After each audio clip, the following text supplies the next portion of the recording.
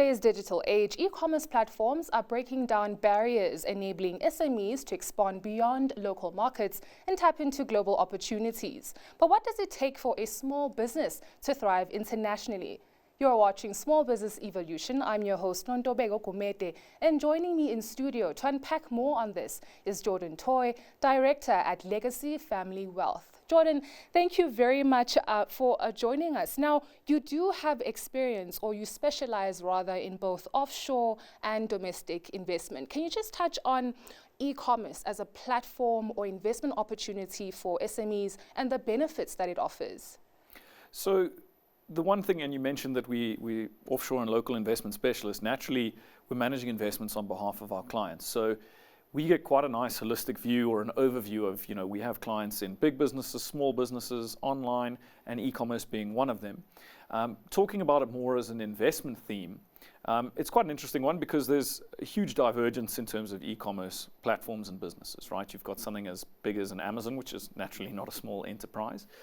But what I've seen a lot of locally, whether it's as an investment opportunity or client businesses that play in that space, is something as simple as an educational platform, right?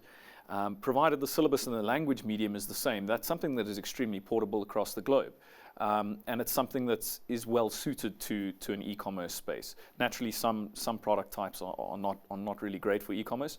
Another one we see is sort of a diet or an exercise plan. I mean, it doesn't matter what language you speak. A health or fitness plan is very portable. It's something that can be pre-built. So you're often seeing, these exercise or diet plans. It's all pre-recorded, pre-mapped out content that can then be scaled, endlessly and sold around the world. So there's lots of exciting and different spaces that we see in growth in e-commerce globally. Now, you just touched on big or key players coming into the markets like your Amazons.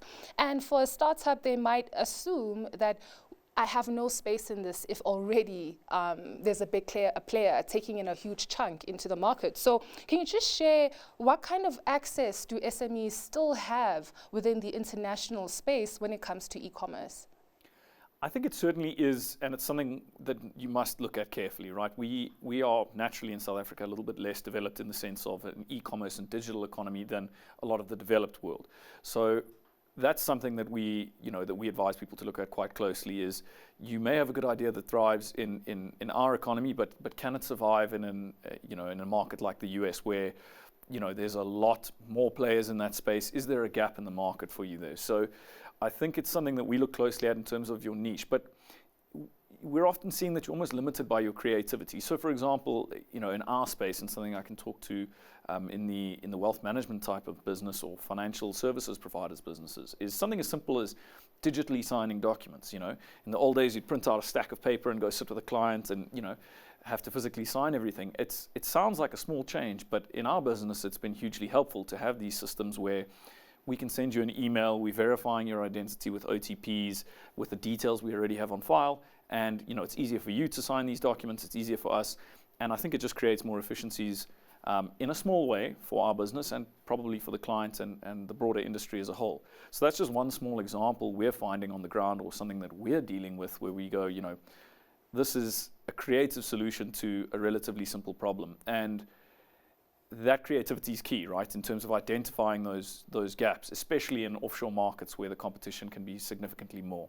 Naturally, when you're talking about traditional e-commerce like an Amazon, that's quite a saturated space, but there's numerous other spaces that e-commerce can thrive in, and naturally new and emerging ones as well.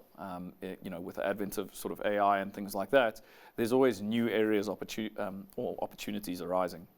Now, Jordan, you actually just touched on something that just sparked my mind here: regulatory laws and compliance issues.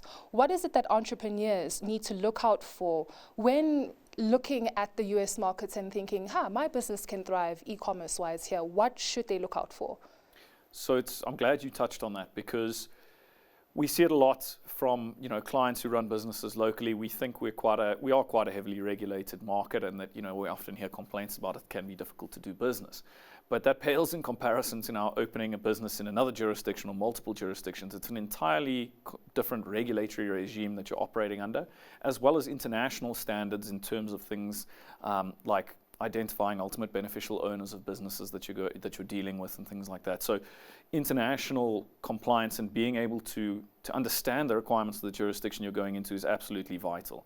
I mean, from small to big businesses in South Africa, there's been plenty that have expanded offshore and it's not really worked, whether it's because of a lack of understanding of the differences in that market or because of not fully appreciating the regulatory and compliance standards required over there.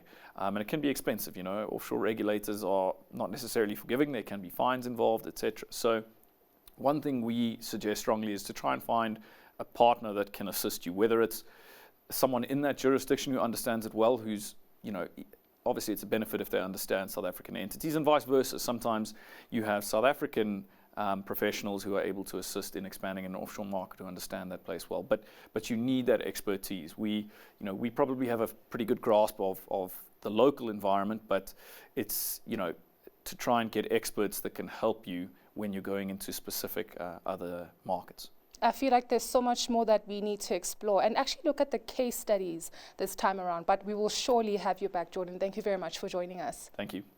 That was Jordan Toy, Director of Legacy Family Wealth, sharing valuable insights on how SMEs can expand into international markets using e-commerce platforms. Please stay tuned for more on Business Day TV.